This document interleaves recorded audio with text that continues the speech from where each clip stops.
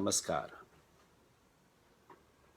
आज हम बात करेंगे यौगिक लाइफस्टाइल और मानव कल्याण। यौगिक लाइफस्टाइल एंड ह्यूमन वेलनेस। ये हमारा जीवन जो है बहुत अद्भुत है। एक तरफ प्रकृति है, दूसरी तरफ संस्कृति है। प्रकृति और संस्कृति के बीच की जो कड़ी है वो बहुत सुंदर जीवन है। और संस्कृति और प्रकृति से शिक्षण लेकर जीवन को उत्कर्ष अवस्था में, शिखर अवस्था में, एक पीक पे, ऊंचाई पे पहुंचाना, जीवन को सर्वोच्च शिखर पर चढ़ाना, ये मानव जीवन का पुरुषार्थ है।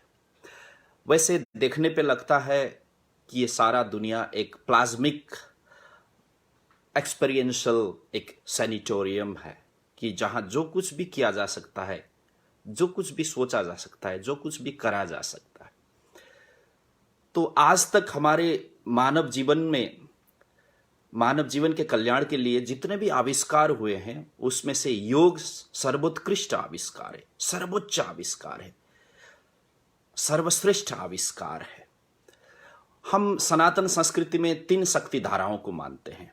ब्रह्मा की शक्ति धारा, विष्णु की शक्ति धारा और महेश यानी शिव आदिनाथ की शक्ति धारा। ये 3 शक्ति धारा की उपासना हम सदियों से करते आए हैं और इन्हीं से सारा ज्ञान, वेद, बोध और हमारे आत्म साक्षात्कार के जो परंपराएं हैं वो चल पड़ी है। तो हम सनातन अनादिकाल में अगर लौट के देखते हैं तो यही 3 शक्ति धाराओं से हम जुड़े हुए हैं। जो ब्रह्मा है, जो सृष्टि के आदि शक्ति है, प्रथम शक्ति है। जो विष्णु है वो सृष्टि को, जीवन को, वर्तमान को, भूत को, भविष्य को, काल को, सबको चलाते हैं। और जो शिव है और वो न्याय व्यवस्था को देखते हैं और जो संहार करना है करते हैं, जिसको जीवन देना है देते हैं, जिसको न्याय देना है वो देते हैं। तो योग के इतिहास को लौट के देखें तो हम ये 3 शक्ति धाराओं के साथ हमें पहुंचना पड़ेगा। जो ब्रह्मा, जिनसे जो योग की उत्पत्ति हुई, जो योग का प्रवर्तन हुआ, उसे हम राजयोग कहते हैं। और आज तक वो राजयोग का जो परंपरा है, राजयोग की परंपरा, शक्ति धारा है, अभी तक अद्यावधि विद्यमान है, जीवित है और प्रयोग और अभ्यास में और जीवन में चरितार्थ किया जा रहा है। और जो विष्णु ने जिस योग का प्रवर्तन किया है उसको हम अगर हमारी समझ की भाषा में, जनजीवन की भाषा में बोले तो उसको हम वैदिक योग कहते हैं। और जो तीसरे शक्ति धारा के आदि प्रवर्तक हैं शिव, उनसे जो योग प्रवर्तन हुआ, उनसे जो योग आविर्भूत हुआ, उसको हम हठ योग कहते हैं। और अभी योग की अनंत प्रणाली, अनंत पद्धतियां हैं और सारी पद्धतियों को इन 3 शक्ति धाराओं के साथ, 3 योग प्रवर्तन के जो अनुशासन है, इनके साथ हम जोड़ के अध्ययन कर सकते हैं, अभ्यास में ला सकते हैं। जो प्रजापिता ब्रह्मा थे उनसे जो शुरू हुआ वो राजयोग। और ब्रह्मा स्वयं तो योग सिखाने के लिए धरती पे हमारे बीच में नहीं आ सकता थे। वो एक शक्ति, अमूर्त देव शक्ति है, एक अमूर्त ब्रह्म शक्ति, ब्राह्मी शक्ति, चित शक्ति है। इसलिए उन्होंने पतंजलि को अपने योग दूत को बनाया और लोक में हमारे बीच में भेज दिया। वैसे ही विष्णु ने क्या किया, वो अपने शरीर धारण करके हमारे बीच में योग शिक्षण के लिए नहीं आ सकते थे। इसलिए उन्होंने भगवान कृष्ण, योगेश्वर कृष्ण को अपने प्रतिनिधि, अपने दूत के रूप में नियुक्त किया और हमारे बीच में योग के ज्ञान की गंगा को बहाने के लिए भेज दिया। वैसे ही भगवान शिव जो आदिनाथ थे, उन्होंने हमारे बीच में जो योग की प्रणाली है उसको जीवन में शिक्षण देने के लिए, सीखने के लिए, अभ्यास में लाने के लिए फिर गोरखनाथ को भेज दिया। इस तरह ये 3 जो राजयोग की परंपरा है, वैदिक योग की परंपरा है और जो हठ योग की परंपरा है, ये 3 परंपरा को आगे बढ़ाने के लिए 3 महापुरुष हमारे बीच में आए। और पतंजलि ने जो पातंजल योग सूत्र, इस सृष्टि का सर्वोत्कृष्ट सूत्रात्मक जो पुस्तक है, ग्रंथ है और जो अभिलेख है, उसके जरिए राजयोग का सुंदरतम शिक्षण दिया और हर किसी के लिए बहुत ही सारगर्भित है, एक संविधान जैसा है योग के लिए। तो यो राजयोग का प्रतिनिधि ग्रंथ है अगर कोई है तो ब्रह्मा से प्रादुर्भाव हुआ योग, पतंजलि ने जनमानस के लिए, जन कल्याण के लिए, जन जन के घर घर के लिए, मन मन के लिए जो योग दिया वो राजयोग पातंजल योग सूत्र के माध्यम से पतंजलि ने आगे बढ़ाया।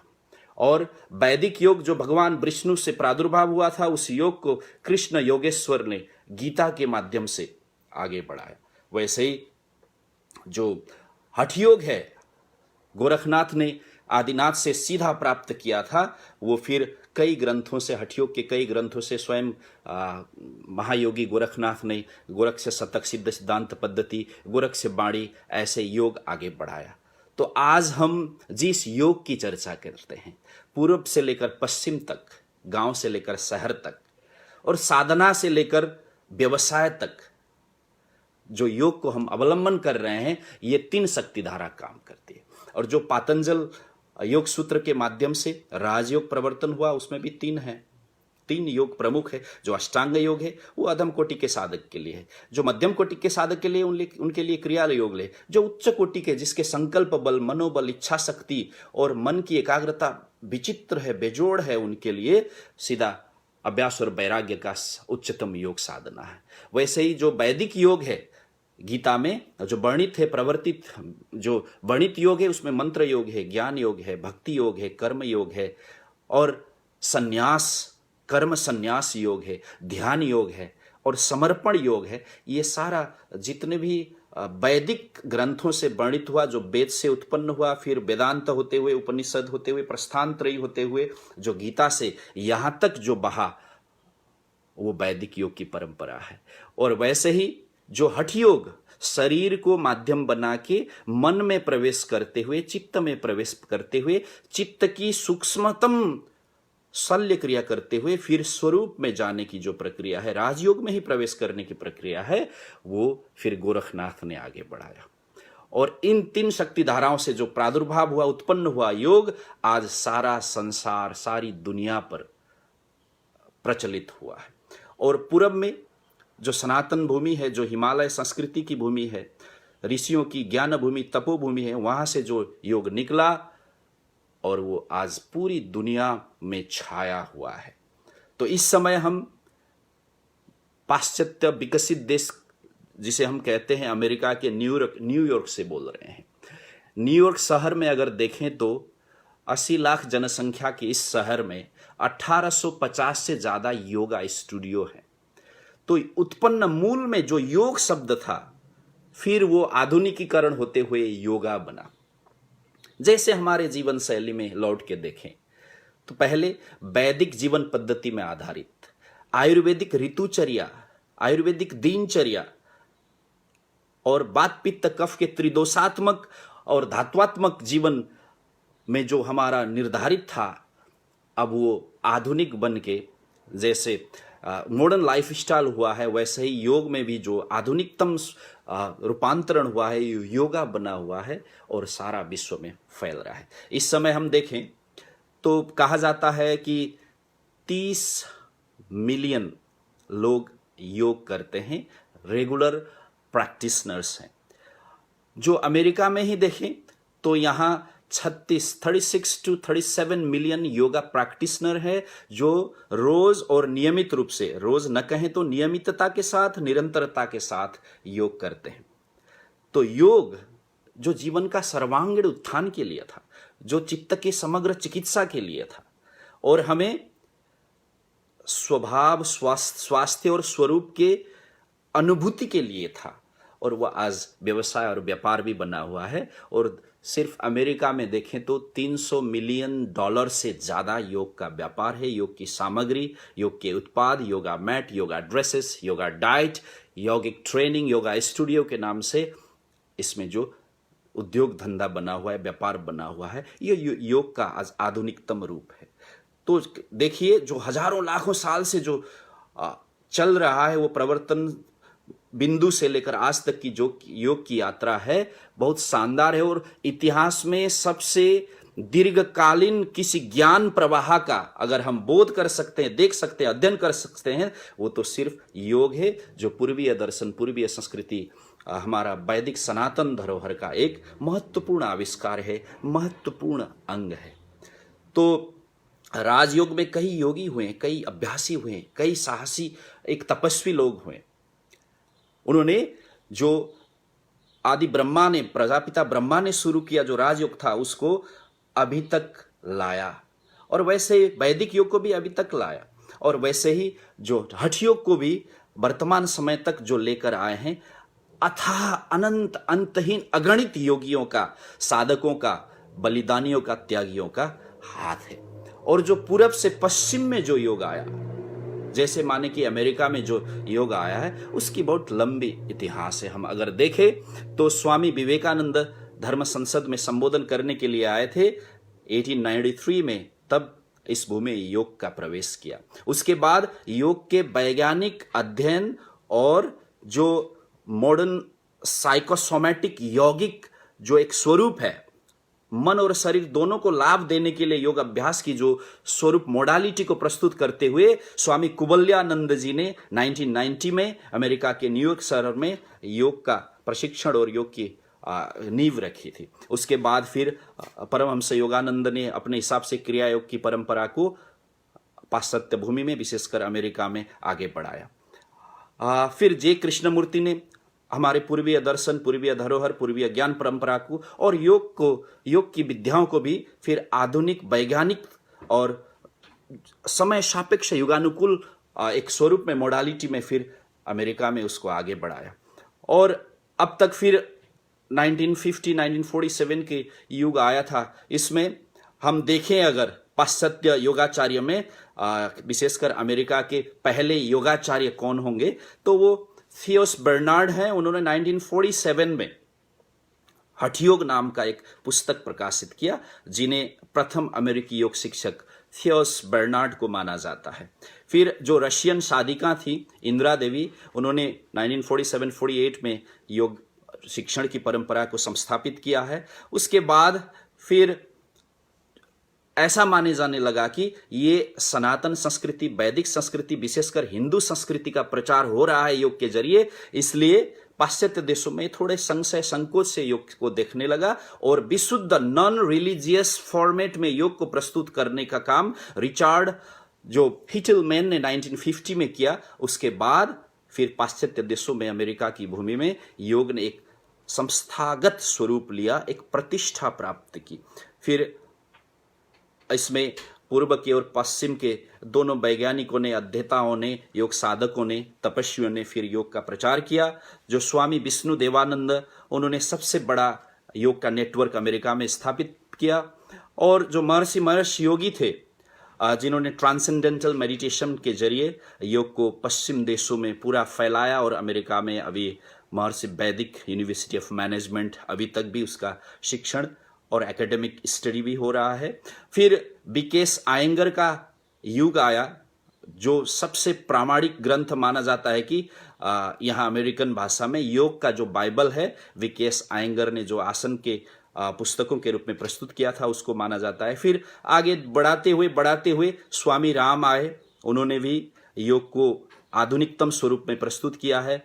जो विन्यास योग, अष्टांग विन्यास योग हम जानते हैं अभी बहुत प्रचलित है, वो फिर पट्टाभी जॉयस ऐसे योगाचार्य ने फिर उसको आगे बढ़ाया। बढ़ाते अब माना जाता है कि इस समय अमेरिका में 6000 से ज़्यादा, 6000, ऑलमोस्ट 6000 योगा स्टूडियो हैं, जहां व्यावसायिक तौर पर और व्यवस्थित और संस्थागत तौर पर योग का अध्ययन, शिक्षण, प्रशिक्षण और अभ्यास होता है।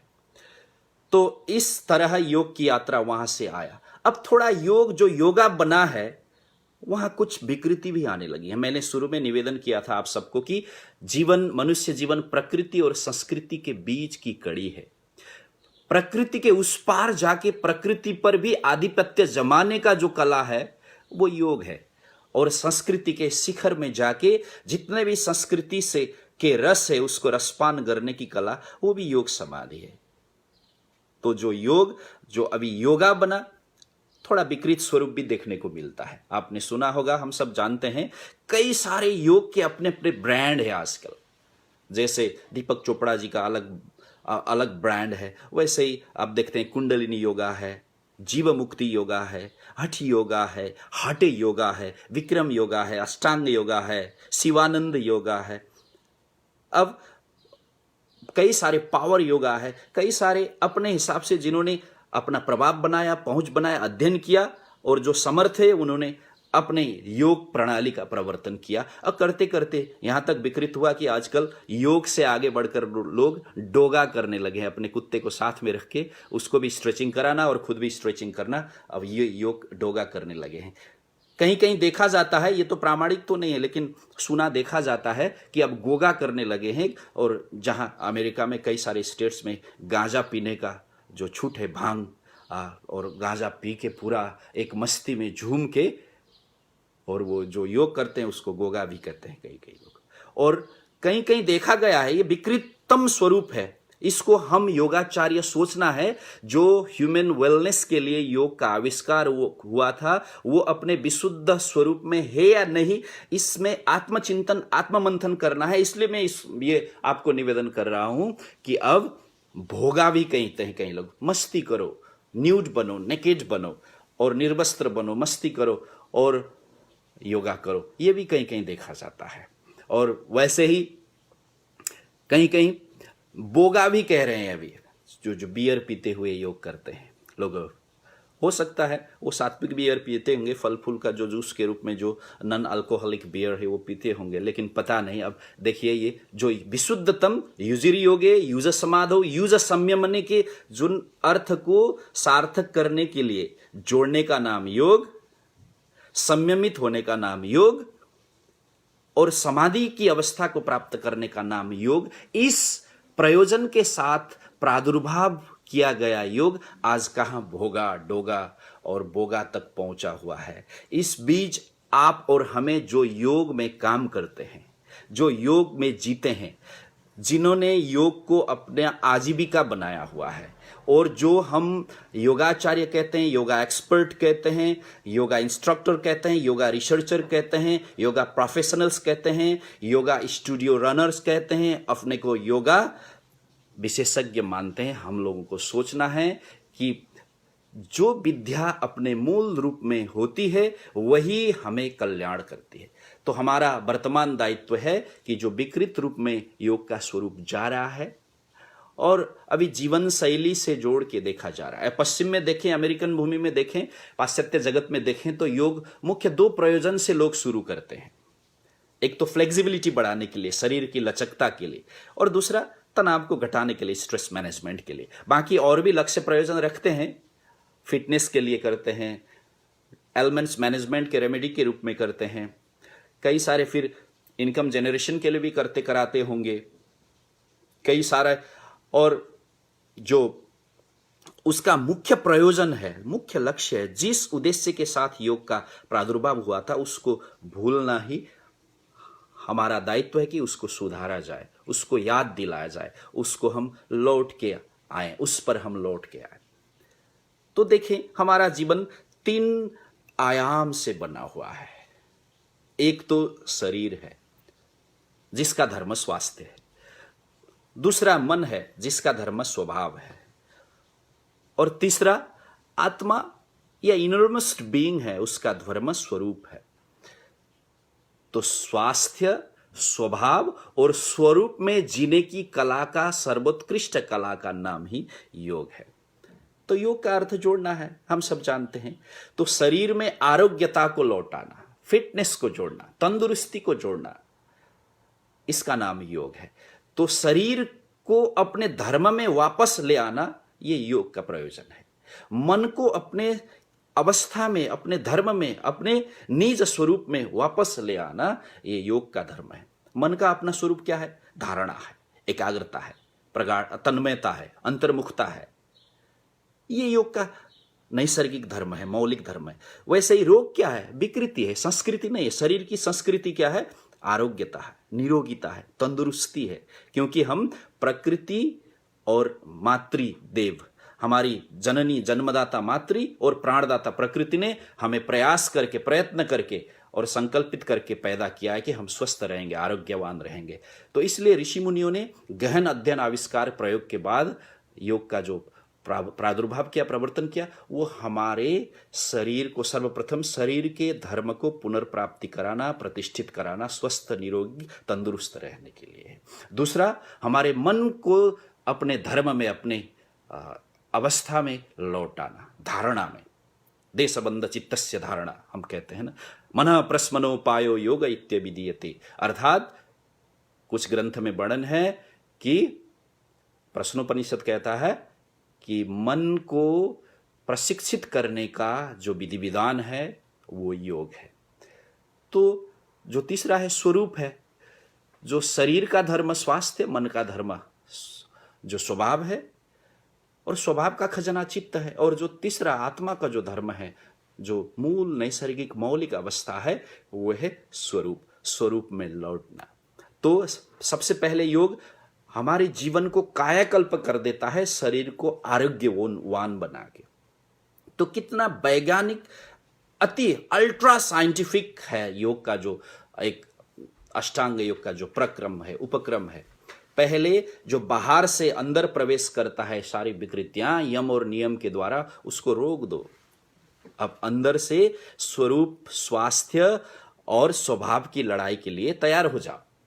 तो कितना वैज्ञानिक है। तो स्वास्थ्य के लिए हठ योग, स्वभाव के लिए वैदिक योग, और स्वरूप की प्राप्ति के लिए राजयोग। कितना सुंदर विधान है। आखिर हम सबको पहुंचना राजयोग में ही है।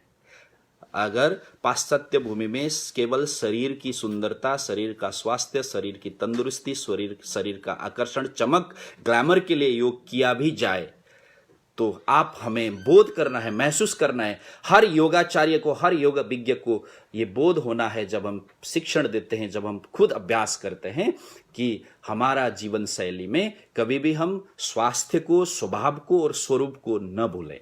इसके लिए शरीर की तंदुरुस्ती, आरोग्यता के लिए हठ योग, मन की तंदुरुस्ती, आरोग्यता के लिए धारणा, एकाग्रता, तन्मयता, अंतर्मुखता के लिए वैदिक योग, और जो अंतरतम हमारा जो इनरमस्ट बीइंग है, इनरमस्ट एग्जिस्टेंस जिसे हम आत्मा कहते हैं, स्व कहते हैं, तो उसकी प्राप्ति के लिए, उसका जो जागरण के लिए, उसके लिए जो राजयोग है, ये विधान बहुत सुंदरतम है।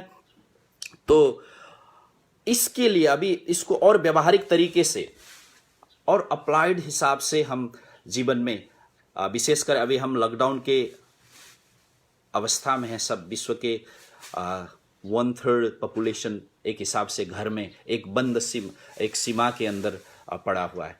इस स्थिति में हमें करना क्या है कि हमारे सेल्फ मैनेजमेंट में यौगिक लाइफ स्टाइल को कोरिलेट करना है। तो हमारे जीवन में, जैसे हमने अभी निवेदन किया, यौगिक दृष्टि से हमारे शरीर कायनात है, और मनोरथ मन का स्वरूप है, और अब आत्मा की अवस्था है, और इनको व्यवस्थित करने के लिए, परिष्कृत करने के लिए, और इन तीनों के माध्यम से योग की अवस्था को प्राप्त करने के लिए हम अभी सेल्फ मैनेजमेंट की थ्योरी को अपने जीवन में अभ्यास कर सकते हैं, अपने जीवन में धारण कर सकते हैं, ला सकते हैं। तो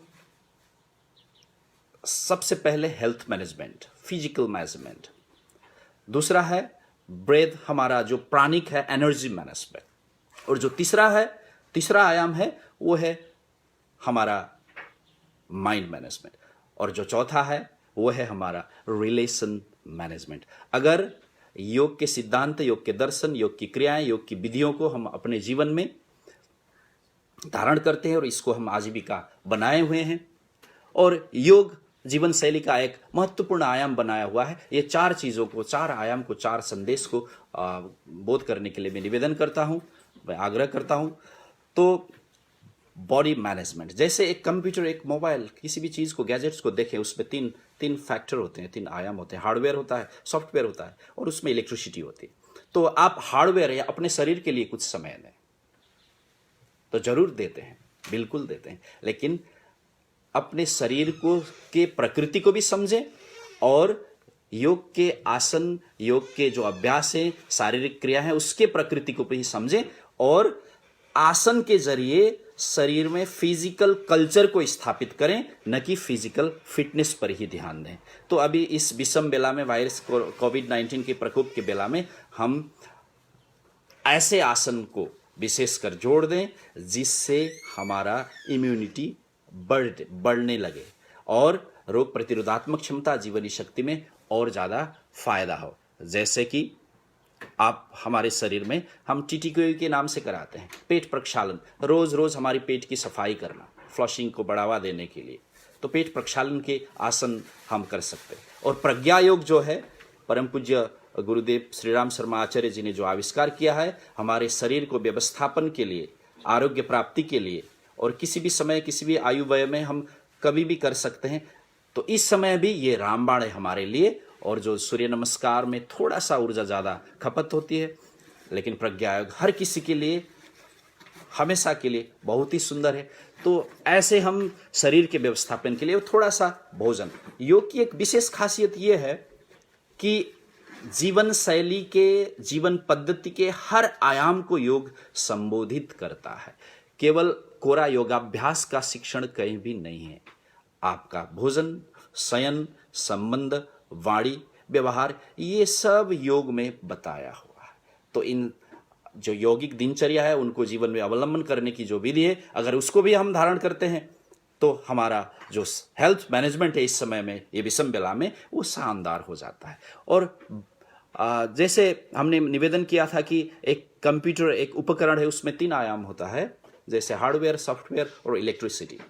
तो जो हार्डवेयर वो योगासन से, यौगिक क्रियाओं से, मुद्रा से, बंध से, और सॉफ्टवेयर वो हमारा मन, थोड़ी देर का ध्यान, 10 मिनट का, 15 मिनट का मेडिटेशन, कोई भी ध्यान, श्वास का ध्यान हो, सूर्य का ध्यान हो, या नाद संगीत का ध्यान हो, या मंत्र जप करते हुए अपना ध्यान हो, या सूर्योदय का ध्यान हो, विपस्सना का ध्यान हो, टीएम ध्यान हो, कुंडलिनी ध्यान हो, हम कोई भी मेडिटेशन जो अपने लिए अनुकूल हो, अपने मनपसंद का हो, और जो चित्त प्रसन्न होता हो जिस ध्यान करते हुए, तुलनात्मक रूप से चित्त में एकाग्रता बनती हो, उस ध्यान को हम करते हैं, तो हमारा जो सॉफ्टवेयर प्रणाली है, हमारा जो अंदर का चेतनात्मक उपकरण जो मन है, वो प्रसन्न होता है और उसकी जीवनी शक्ति बढ़ता है। तो वैसे ही हमने हार्डवेयर को कुछ 10-15 मिनट दिया, हमारे सॉफ्टवेयर, मन रूपी, चेतना रूपी सॉफ्टवेयर को 10-15 मिनट दिया, और जो बाकी रहा हमारा जो ऊर्जा प्रणाली है, जो एनर्जी मैनेजमेंट है, एक हमारा सुरक्षा कवच होता है हमारे शरीर में, हमारे घर में, किसी भी वस्तु में होता है। और जिसके ऊपर जो ज़्यादा कवच, सुरक्षा कवच जितना मजबूत होता है, वही ज़्यादा रोगों से लड़ सकता है, समस्याओं से जूझ सकता है, उसका मनोबल उच्च होता है। आपने कई घटनाएं देखा होगा। ईरान में एक महिला 103 साल की थी और उन्होंने इस वायरस को हरा दिया और फिर से जीवित होकर अपने सामान्य जीवन में लौट गई, वो संकल्प बल से। तो हमारा जो सॉफ्टवेयर है और हमारा जो एनर्जी स्फीयर है, एनर्जी बॉडी है, एनर्जी एथरिक बॉडी है, उसको मजबूत करना है। उसके लिए हम निवेदन करते हैं 10-15 मिनट का। फिर प्राणायाम। तो प्राणायाम कई तरह के आप सब जानते हैं, इसमें कोई बात नहीं, लेकिन अभी समय कम है, थोड़ा कम समय में ज़्यादा लाभ को लेना है, तो 3-4 प्राणायाम को एक साथ मिला के, जैसे हम नमस्ते प्राणायाम करते हैं, जो जिसमें नाड़ी शोधन भी है, वस्त्रिका भी और कपालभाति भी मिश्रित है, एक एकीकृत प्राणायाम की व्यवस्था है। ऐसे ही आप सब को ये ज्ञात है। तो जो प्राणायाम और भावना के साथ, समर्पण के साथ, तन्मयता के साथ जब हम करते हैं, उससे हमारा क्या होता है कि हमारा जो एनर्जिक बॉडी, एथरिक बॉडी है, वो बहुत मजबूत होता है। और जो चौथा है, जो हमने निवेदन किया था, body physical health management, mind management, breath, energetic etheric body management और रिलेशन मैनेजमेंट। तो योग तम विद्या दुख संयोगम वियोगम योग संगीतम। पतंजलि जी कहते हैं, ये गीता में कहा गया है कि उस विद्या जो भविष्य में आने वाले दुख को साक्षात्कार करा के, दुख को, कारण को अभी आपको ज्ञान दे के भविष्य के दुख से आपको निवृत्त करा देता है, वही योग है, जो वैदिक योग का मर्म है। ऐसे ही हेयम दुख मनागतम, जो भविष्य में आने वाले दुख है, उसको वर्तमान में ही निवृत्त कर देना, उससे निवृत्त हो जाना, उसको निवारण कर देना, उसको उन्मूलन करना, यही योग की खासियत है। तो अभी हमारे संबंध, हमारे रिलेशनशिप, हमारी कम्युनिटी, और अभी पाश्चात्य अध्ययन, अभी कल परसों न्यूयॉर्क टाइम्स में जो छपा था कि हमारी जो खुशी है क्वालिटी फ्रेंडशिप पे निर्भर होता है, क्वालिटी रिलेशनशिप पे निर्भर होता है। तो योग करने का मतलब है एक क्वालिटी फ्रेंडशिप का ज्ञान हमारे साथ होना। इस समय जिनसे आप बात लंबे समय से नहीं कर रहे हैं, उनसे भी आप बात करें, उनका खुश हाल पूछें, उनको सहानुभूति की, परानुभूति की, आत्मानुभूति की 2 शब्द आप अगर कह दें तो आपका जो हृदय है वो भी प्रसन्न होता है, उनका जो हृदय है वो भी प्रसन्न होता है। तो इस तरीके से हम योग दर्शन जहाँ से शुरू हुआ और शुरू होते होते हम पश्चिमी जो पाश्चात्य जीवन शैली में आए और उससे अभी वर्तमान अवस्था में हम लौटे, और योग से हमारे जो शरीर के जो 4 आयाम है, जीवन के 4 आयाम है, अस्तित्व के 4 आयाम है, उसको कैसे व्यवस्थित करें सेल्फ मैनेजमेंट के जरिए, वो आपको हमने शेयर किया है। तो ये बहुत ही उपयोगी, सारगर्भित और अमूल्य जो धरोहर है, तो ये मानव कल्याण के लिए हमारे जो ऋषि मुनियों ने आविष्कार किया, इस पर जो मायाचार हो रहा है, इस पर जो मिथ्याचार हो रहा है, उसको मिटाने का दायित्व भी आप और हमारा है, जो हम योगाचार्य हैं, जो हम योग का अभ्यास करते हैं। तो फिर से योग को संस्कृति का अंग और प्रकृति का अंग, प्रकृति से ऊपर जाकर योग में जीना और संस्कृति के शिखर में जाकर योग में जीना। सा प्रथमा संस्कृति विश्व बारा। तो हमारी जो संस्कृति है वही विश्व की, दुनिया की, अस्तित्व की प्रथम संस्कृति है, और जो हर युग में आधुनिक ही लगती है और हर युग के लोगों का, जनों का, नागरिकों का जो उद्धार करती है, वो जो सनातन संस्कृति है, उस संस्कृति के सारे आयामों को, उसके धरोहर को, उसके अभ्यासों को जीवन में आत्मसात करते हुए जीने का जो एक तरीका है, वही योग सिखाता है। और शरीर में स्वास्थ्य, मन में स्वभाव और आत्मा में जो स्वरूप है, इन 3 को प्राप्त करने की जो विधि है, वो वही विधि हमें योग सिखाती है। और अब हम इस मोड़ में हैं, अभी अंतर्राष्ट्रीय योग दिवस भी आ रहा है, तो इस मोड़ में है, योग के माध्यम से पर्याप्त प्रचार भी हो, योग का प्रचार भी हो, योग से आजीविका भी हो, योग एक उद्योग के रूप में, एक व्यवसाय के रूप में, एक पेशा के रूप में, एक आर्जन के रूप में भी स्थापित हो। लेकिन जो योग के मूल मर्म, तत्व और सत्व है, उसको बचाने का दायित्व आपका, हमारा, हम सबका है।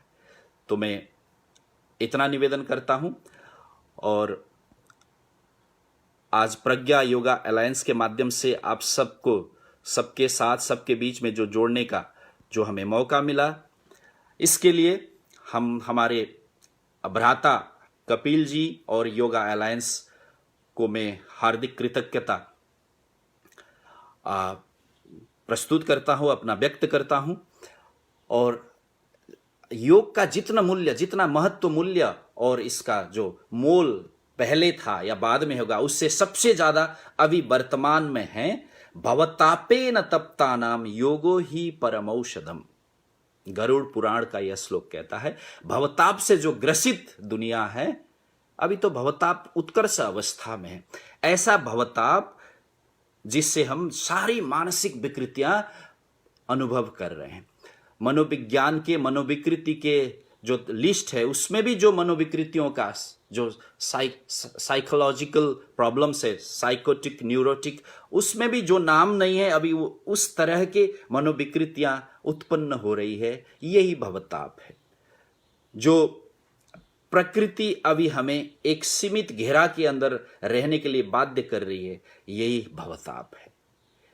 और जो हमने कभी नहीं सोचा था, ऐसे आपद जीवन में आए, वही भवताप है। तो इस भवताप के बीच में अगर सुंदरतम तरीके से, बिना depression, frustration, aggression, obsession, compulsion और टेंशन के बिना जो जीने की कला है, वो हमें योग सिखाता है। अभी आप देखिए, भवताप, हमारे मनोताप कितने सारे हैं। तो वैसे मनोताप के निवारण के लिए कई लोग औषधि के शरण में जाते हैं, वनौषधि के शरण में जाते हैं, लेकिन मनौषधि के शरण में जाना है, वही हमें योग सिखाता है। यही मानव कल्याण का उपाय है। तो योग, अभी देखिए, फ्रस्ट्रेशन, हम अंदर रहते रहते, घर में रहते रहते फ्रस्ट्रेटेड अवस्था में बार बार प्रयास करते हैं, सफल नहीं होता है। हमारे साथ का मित्र पहले सफल होता है, तब हम फ्रस्ट्रेशन होता है। फिर ऑब्सेशन देखिए, बार बार बार अभी हाथ धोने का, मुंह छुपने का और दूसरों से दूर भागने का, जो इससे हो सकता है किसी को न हो, हम प्रार्थना करते हैं भगवान से, लेकिन एक ऑब्सेसिव कंपल्सिव समस्याओं की ओर हमें ये चाहिए बाध्य कर रहा है आगे बढ़ने के लिए। तो इसको रोकने के लिए ये भी एक यौगिक जीवन शैली, योग के जो हमने बताया, यही धरोहर काम आते हैं। तो वैसे ही डिप्रेशन, जो विषाद, जैसे हमने चर्चा किया, जो वैदिक योग, जो गीता जिसका मुख्य प्रवर्तन करने वाला ग्रंथ है, वो विषाद से शुरू होता है और प्रसाद में समापन होता है। तो अभी विषाद के समय से प्रसाद में जाना, प्रसाद का मतलब है प्रसन्नता में जीने का, प्रसन्नता में बाँचने का, रहने का जो आदत है, मन को नैसर्गिक अकारण प्रसन्न होने की क्षमता प्रदान करने का जो पद्धति है, वो योग के द्वारा प्राप्त होता है। तो जो अभी भवताप, भवरोग आप देखें, तब इन सब से बचने के लिए जो जरिया है वो योग है। हम जिस भूमि में योग का प्रादुर्भाव हुआ, उस भूमि से कितना दूर आज योग का क्रेज देखते हैं, तो हम अचरज रह जाते हैं। एक समय था जब कोका कोला शब्द बहुत ज़्यादा लोग बोलते थे संसार में। उसके बाद फिर अभी तो कोरोना ज़्यादा बोल रहे हैं, लेकिन एक समय ऐसे आया 1-2 साल पहले कि संसार में, दुनिया में सबसे ज़्यादा बोला जाने वाला जो शब्द, अधिकतर, अधिकांश, बहुसंख्यक लोगों से मुंह से निकलने वाला शब्द है, वो था, वही है योग। इसलिए जो भवतापे न तप्तानाम योगो ही परम औषधि, जो भवताप की परम औषधि के रूप में जो योग है, उस योग को प्रवर्तन, आविष्कार करने ऋषियों के हम संतान हैं, और जो हम योगाचार्य के रूप में, योग शिक्षक के रूप में काम कर रहे हैं, इन बातों को मनन करना है। और आप स्वस्थ रहें, सानंद रहें, सकुशल रहें, और अस्त व्यस्त, त्रस्त, तनावग्रस्त नहीं, व्यस्त, मस्त, अलमस्त होकर योग के जरिए, योग के जीवन शैली के जरिए हम जीते रहें, स्वस्थ रहें। हम आप सबका अभिनंदन करते हैं, प्रणाम करते हैं। ओम शांति।